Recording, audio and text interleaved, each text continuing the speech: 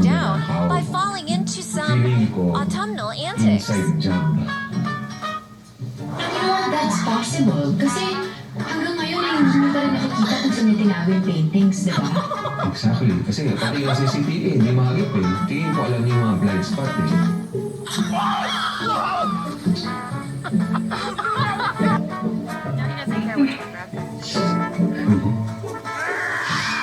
Parang inaantok na yata.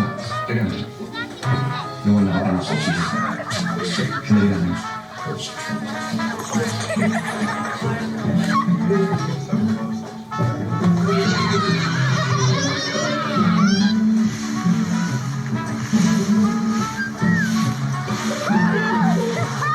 Pasensya na talaga, sir.